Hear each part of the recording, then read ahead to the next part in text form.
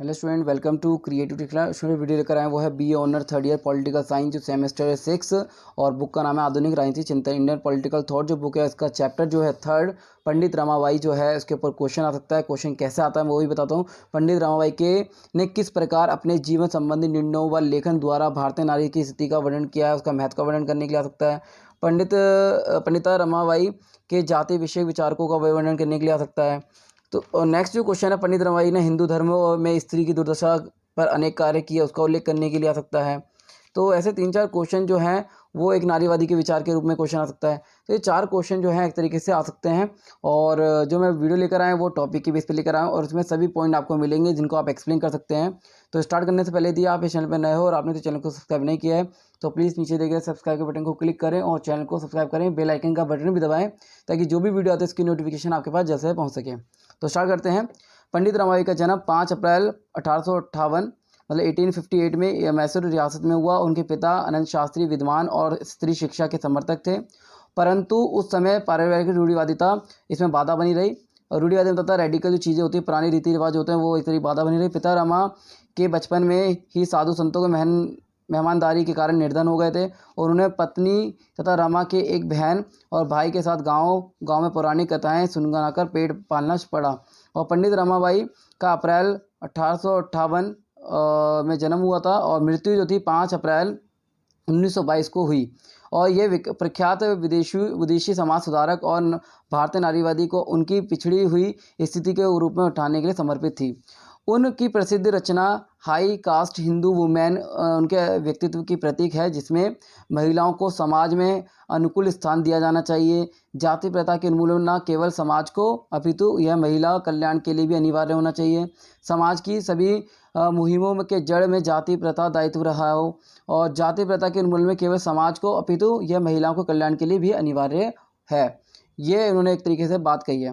Next, विद्वान रमाबाई असाधारण प्रतिभावान थी और उनके पिता से संस्कृत भाषा के ज्ञान प्राप्त करके 12 वर्ष की उम्र में 20,000 श्लोक कंठस्थ कर लिया था। और देशाटन के कारण उनकी मराठी के साथ साथ कन्नड़, हिंदू, बंगला भाषाएं भी सीख ली। उनके संस्कृति के ज्ञान के लिए रमाबाई को सरस्वती पंडिता को उपाधि प्राप्त हुई और तभी से वे पंडित रमाबाई के नाम से जानी गई। 1876 से 77 में भीषण अकाल के दुर्बल पिता और माता का शीघ्र ही देहांत हो गया और अब ये बच्चे पैदल भटकते रहे और 3 वर्ष में इन्होंने 4000 मील की यात्रा मतलब तय की थी। एक तरीके से समाज सुधारक के रूप में देखा जाता है इनको।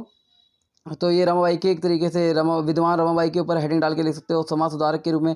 22 वर्ष की उम्र में रमाबाई कोलकाता पहुंची और उन्होंने बाल विधवाओं की दायनीय दशा को सुधारने की बीड़ा उठाई और उनके संस्कृति, ज्ञान, भाषाओं, बंगाल की समाज हलचल मच गई थी। और भाई की मृत्यु के बाद रमाबाई ने विपिन बिहारी नामक अछूत जाति के एक वकील से विवाह किया, परंतु एक इन नन्ही बच्चों को छोड़कर 1.5 वर्ष में के बाद ही हैजे की बीमारी से वह चल बसा और अछूत से विवाह करने के कारण रमाबाई को कट्टरपंथियों का आक्रोश का सामना करना पड़ा। वह पूना आकर स्त्री शिक्षा के काम करने लगी और उनकी स्थिति संस्था आर्य समाज की शीघ्र ही महाराष्ट्र में भर शाखाएं खुल गई। तो ये समाज सुधारक के रूप में देखा गया कि वो 22 वर्ष की उम्र में ही कोलकाता पहुंची और विधवाओं की दयनीय स्थिति के सुधारने की बीड़ा उठाया। संस्कृति, ज्ञान का, भाषा का बंगाल में हलचल मच गया था और भाई की मृत्यु के बाद उन्होंने एक तरीके से अछूत जाति के वकील से शादी कर ली थी, परंतु नन्ही बच्ची को छोड़कर 1.5 साल के बाद ही हैजे की बीमारी से चल बसा और अछूत विवाह के कारण उन्हें बहुत सारी बुराइयों का सामना करना पड़ा। नेक्स्ट, विधवा के लिए कार्य। अंग्रेजी भाषा का प्राप्त करने से के लिए पंडित रमाबाई 1883 में इंग्लैंड गई और वहाँ 2 वर्ष तक संस्कृति प्रोफेसर रहने के बाद वह अमेरिका पहुँची और उन्होंने इंग्लैंड में ईसाई धर्म स्वीकार कर लिया और अमेरिका में उनके प्रयत्न में रमाबाई एसोसिएशन बना, जिसे भारत में विविध आश्रम और 10 वर्ष तक खर्च चलाने का जिम्मा लिया। और इसके बाद 1889 मतलब 1889 में भारत लौटी और विधवाओं के लिए शारदा सदन की स्थापना की और बाद में कृपा सदन के नाम से महिला आश्रम बनाया। तो ये एक तरीके से उन्होंने कई प्रयास किए।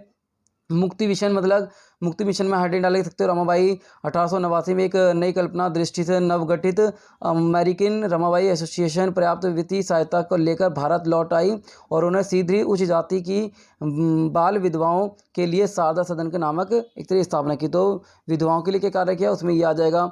नेक्स्ट जो शिक्षा के लिए कार्य किया वो क्या था, शिक्षा के बारे में पंडित रमाबाई ने के लिए महिला को शिक्षा गहरी चिंता का विषय था। तो उन्होंने गहरी चिंता विषय बताया कि किस प्रकार जो है शिक्षा एक गहरी चिंता है और रमाबाई के अनुसार शिक्षा के अभाव के कारण ही महिलाओं को दुर्दशा बढ़ती चली जा रही है। उन्होंने प्रतिसत्ता को महिलाओं की दुर्दशा का जिम्मेदार ठहराया है।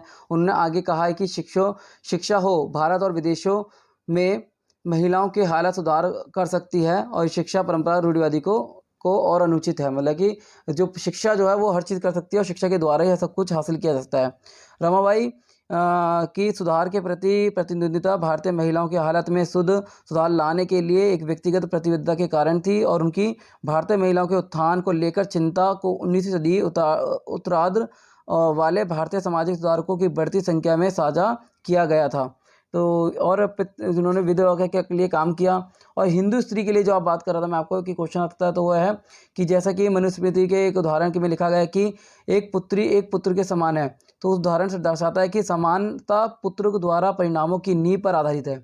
इस कथन में ऐसा नहीं कहा सकता कि प्राचीन कानून पुरुष पालकों को सर्वोच्चता पर स्थापित है, जबकि सभी आशीर्वाद एक पुत्र का लोभ दर्शाते हैं। और क्योंकि एक हिंदू की यह इच्छा याचना होती है कि परिवार में एक पुत्र का जन्म होने के से ही पिता को मुक्ति मिल जाएगी। मनुस्मृति में लिखा गया है कि पुत्र द्वारा मनुष्य सारे लोकों को जीत लेगा तथा पुत्र के पुत्र द्वारा अमरता का प्राप्त कर लेगा और पुत्र के पुत्र द्वारा सूर्यलोक को प्राप्त करता है। उस व्यक्ति के लिए स्वर्ग में कोई स्थान नहीं है जिसकी कोई भी पुरुष संतान ना करता हो। यदि कि एक पुरुष पुत्रहीन होता है तो वह ऐच्छिक है। तो ये एक तरीके से उन्होंने अपने विचार रखे इसमें। तो स्टूडेंट मैंने जो आपको बताया ये रमाबाई के बारे में बताया और इसके ऊपर क्वेश्चन आ सकता है। तो उम्मीद करता हूँ वीडियो अच्छी लगी उसको लाइक और शेयर करें। धन्यवाद।